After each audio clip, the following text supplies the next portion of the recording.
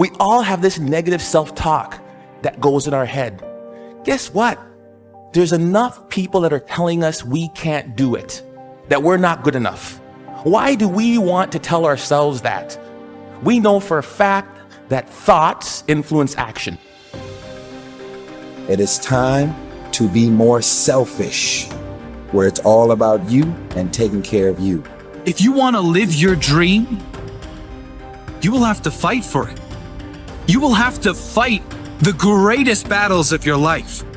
You will have to battle the external enemy. You've got to be willing to test yourself.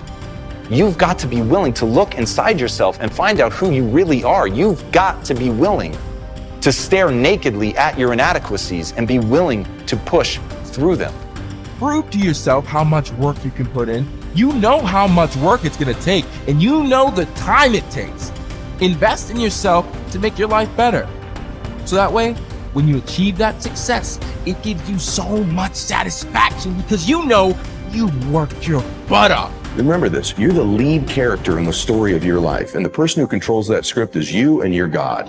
And at any point, you can decide to step into a new chapter. You can step in to be a whole new leading character. I'm going to discover the opportunity for me to grow and for me to get better. I'm telling you, I've already made up my mind that I know I will fall down. I know that I will stumble, but I already see myself getting back up. Therefore, I'm never down. I'm either up or getting back up. I'm going to learn. Greatest challenge and the greatest obstacle any human will face is their own doubts, their own fears, and their own conditioned thoughts.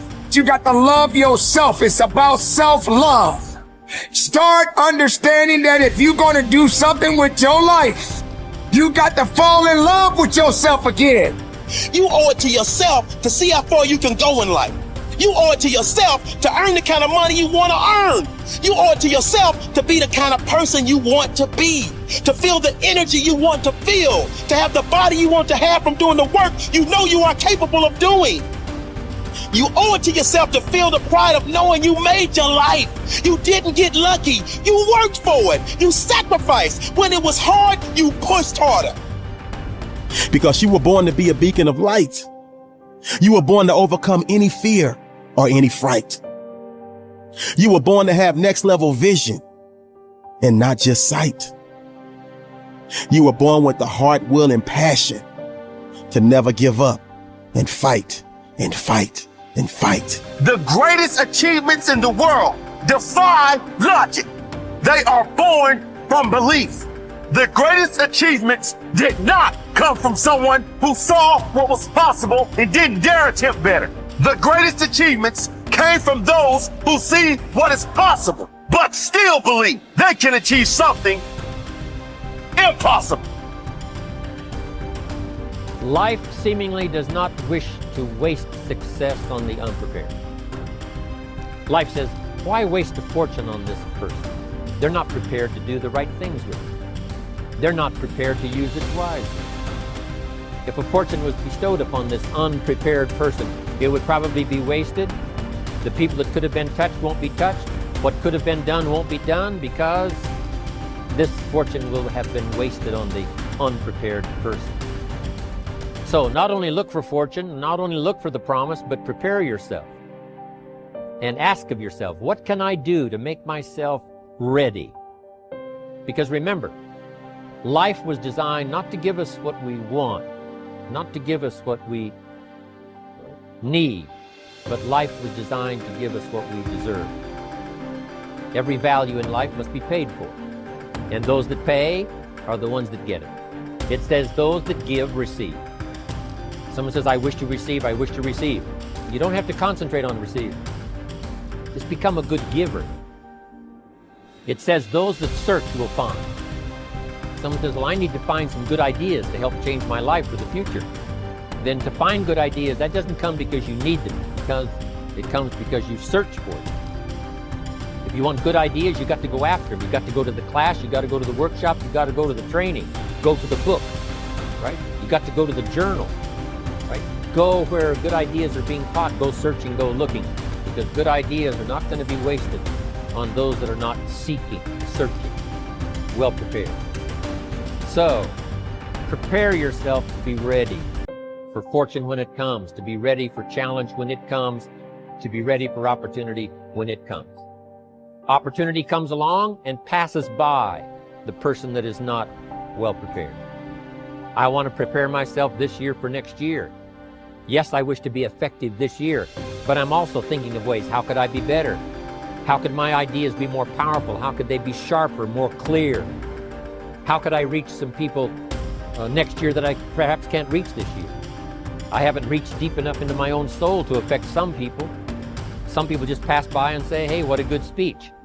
But how could I make it stronger than that, deeper than that, more powerful than that? I cannot be as powerful as I could be next year. You know, you can't go to the 10th grade in the 5th grade. You just got to go through the grades, but the more you are prepared, when the 10th grade finally comes, now you can cash in and get 2 times, 3 times, 5 times more value from it by being prepared. There is no problem you cannot solve, no obstacle you cannot overcome, and no goal that you cannot achieve by tapping into your creative mind, exactly as it is today. You have far more intelligence and mental potential right now than you could ever use, even if you lived 100 years. Just because you have not accessed all of your mental powers up until now does not mean that you cannot begin using them from this day forward. Physical fitness and mental fitness are very similar in some respects. If you want to become physically fit, you have to work out and engage in physical exercise. If you want to build physical muscles, you must pump iron and drive new blood into your muscles by straining them with dumbbells or barbells. The more stress you put on your muscles, the stronger they become over time. Your mind is very similar. In order to build your mental muscles, you have to pump mental iron. You have to put stress and strain on your brain, concentrating all of your mental energies to generate ideas and solutions and to solve problems on the way to your goals. The most powerful technique for improving your intelligence and increasing your creativity is what I call mindstorming. The way it works is simple. The results that you get will be so amazing as to be life-changing. You begin the mindstorming process by first getting a clean sheet of paper. At the top of this page, you write your goal or problem in the form of a question. The simpler and more specific the question, the better will be the quality of the answers that you generate in response to it. Each of your answers should be written using the 3P formula. It should be personal, positive, and in the present tense. In other words, your answers should be written as affirmations or instructions from your conscious mind to your subconscious mind. Often, you will write down answers on this sheet and promptly forget them. Then sometime later, as a result of superconscious functioning, you will attract into your life an opportunity to put one of your answers into action. Once you have written your question at the top of the page, you then discipline yourself to generate at least 20 answers to that question. You can write down more than 20 answers to the question, but it is essential in this exercise that you set a goal for a minimum of 20. Your first 3 to 5 answers will be easy. You will quickly come up with answers like work harder, start earlier, and stay later. Work on higher value tasks. Once you have made a list of what you have to do, organized your goals, determined the highest and most valuable priority, then pick the most important thing and begin working on it and stay with it until it's finished. Now people say, well, if I stay with this task until it's finished, I won't get anything else done. That doesn't matter. If it's the most valuable thing that you have to do, it's the most important thing that you could be working on. Now it's a wonderful thing. When you concentrate and work intensely on an important task, it gives you a feeling of energy and enthusiasm. When you complete an important task, your self-esteem goes up. You feel like a winner. You feel great about yourself. But if you work away on low priority tasks, even if you complete them and do them well, you don't get any bang for the buck. You don't get any excitement or thrill from doing something that's not important.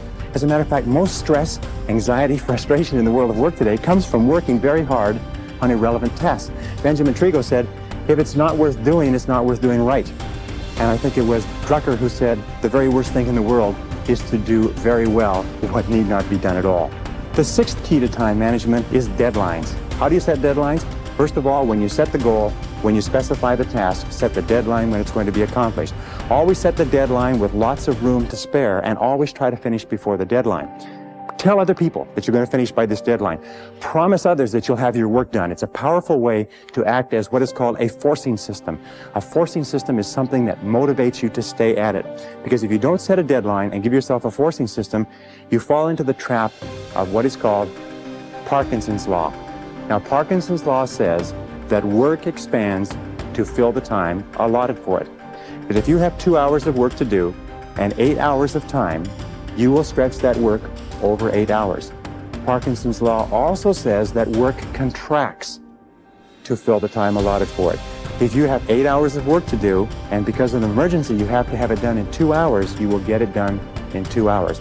Highly effective people are always setting tight, stringent, disciplined deadlines on themselves so they get more work done in a short period of time rather than less work done in a long period of time.